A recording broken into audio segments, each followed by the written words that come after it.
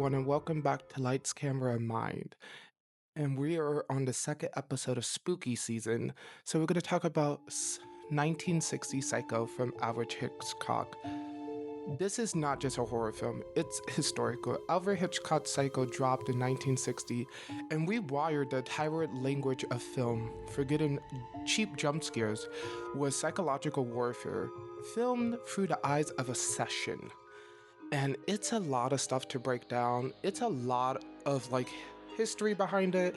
The production to make this film took a lot of time, a lot of stuff. So let's go right into it. And hopefully, you guys enjoyed this episode. I have a lot more in store. I have a couple things I'm gonna do this month for spooky season, so I cannot wait. This is a new thing I'm gonna do on the channel. Every October, we're gonna do some reviews on some spooky shows and movies, so hopefully you guys enjoy. And let's continue the video on how Psycho broke Hollywood banned.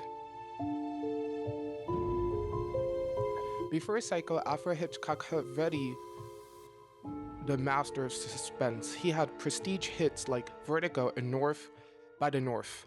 But in 1960, he wanted to do something raw, dangerous, and personal, something that would punch thoughts of Hollywood polished surface.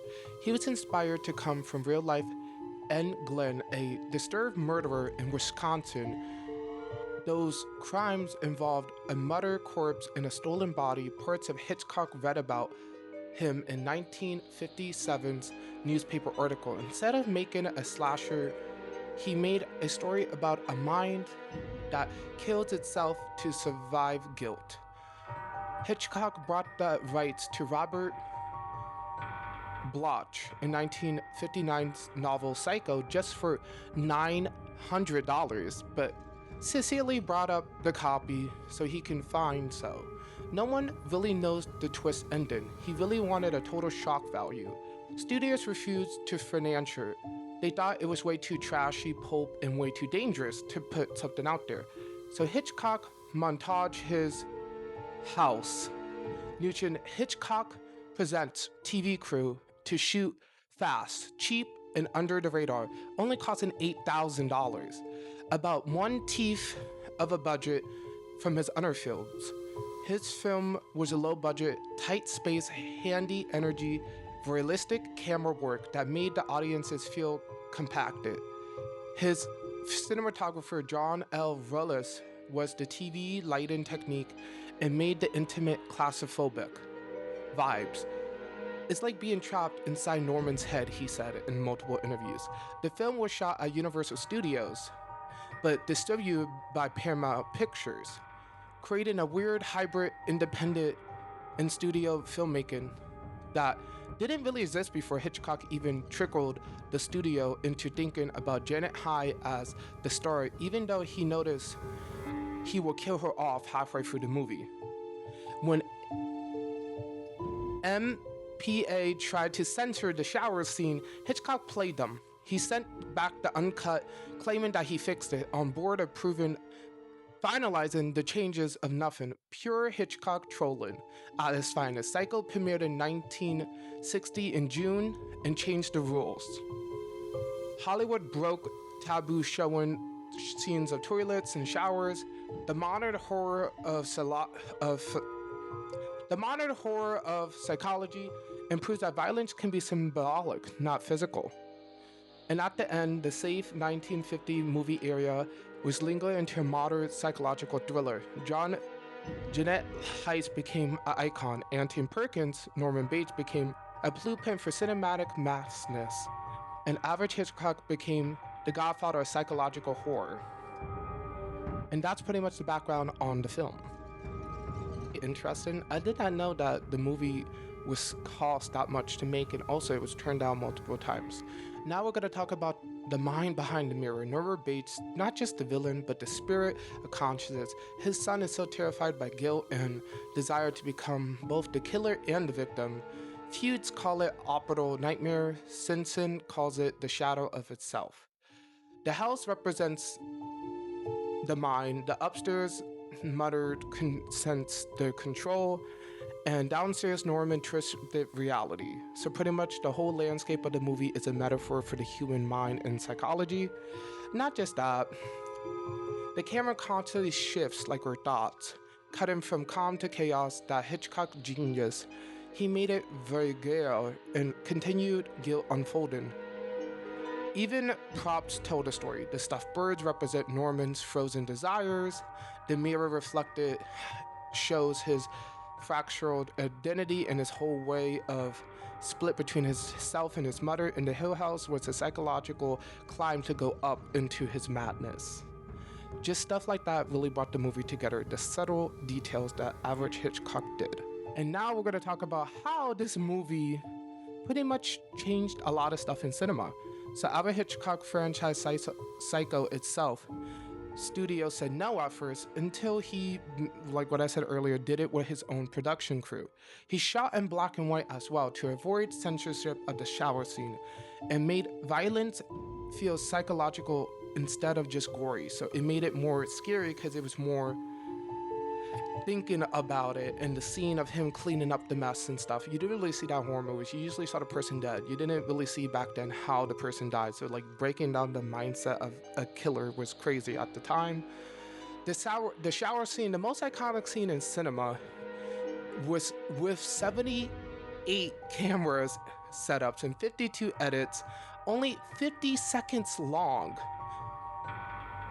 But pure editing, yes. So like technically they had 78 cameras set up to do multiple shots of the scene and 52 edits, but it's only a 45-second clip, but it's the most iconic scene in cinema. And as well, Hitchcock banned admissions for people who showed up late to the theater because he did not want people knowing that Janet Heights was still alive or dead. Even when advertising the movie, he did their own promotional, walking through Bates Hotel, being the narrator, as well as on posters and flyers saying, do not disturb the movie or do not say what the ending is. That was marketing genius at the time. And pretty much the first time in a movie that a main character gets killed off pretty early.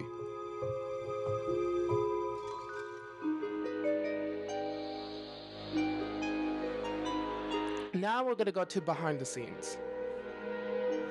When cinema lost innocence, Psycho premiered, people fainted out the theater, ran out, others could not believe what they saw with their eyes. It was a lot of back and forth. A lot of people liked it, a lot of people hated it. Also, the marketing of Psycho pretty much did not give away the ending, so people went in blind thinking, oh, it's maybe like a little murder mystery, it's a little like noir film. They didn't know it was a psychological thriller. And still to this day, this movie is so iconic. Even Jan Heights, after filming, says she can never walk into the shower again without locking her door. And that's how most people feel after watching the movie. Cause that scene is so iconic, as well as just the whole premise. Like, just imagine you're driving somewhere, you go to a hotel. This person seems nice, but then they're the killer. The way that he planned it out was so perfect. Now we're gonna go into the philosophy of fear. So this is when we get into the philosophical of it. So Psycho asks the question, do we not want to know the answer? What if the real monster itself is the human mind itself? Pretty much Norman Bates being an innocent, nice person, but one little thing can snap, one bad day. And the film philosophy extends the dread of more purpose. The matter inside Norman is the voice of society. Judgment, control. Sometimes he kills to silence it. Tragedy, what it becomes. A great way for Norman in his twisted dark, every review, the part that hides pointless and wants the main takeaway of the purpose. Hitchcock camera refuses to let us unsee it. So pretty much that was my review of 1960s Psycho. It's actually one of my favorite movies of all time. I usually watch it every Halloween. And it's a pretty good movie. It's not just a murder. It's about identity and fraught border between who we think we are and who we think we really are underneath, and shows how Hitchcock is one of a kind. And anytime you hear those violin sounds or even hop in a shower, you always get a question, am I really safe? So hopefully you guys are having a nice day. And just make sure next time you like use the bathroom or go do anything, just make sure to lock your doors because you never know what can happen. And I'll see you guys next time because we do have a couple more scary movies we're gonna review on the channel. We're gonna get in the next couple movies, we're gonna get a little quiet. Just a little teaser, but we're gonna get pretty quiet. That's the only thing I'm gonna say. We're gonna review a really good movie series, but I'm giving a little teaser. But that's about it. So hopefully you guys enjoyed the video. Please write what was your favorite Alfred Hitchcock movie down below, as well as what is your favorite old-time horror or psychological movie. Mine will have to be Psycho, The Birds from Alfred Hitchcock, but also I really like Frankenstein, but like the black and white one, like the old school one, or Nosferatu, but the old school. I don't know why. When I think of horror movies, I really like old school horror movies. It's just me. But hopefully you guys have a nice day, and I'll see you guys next time.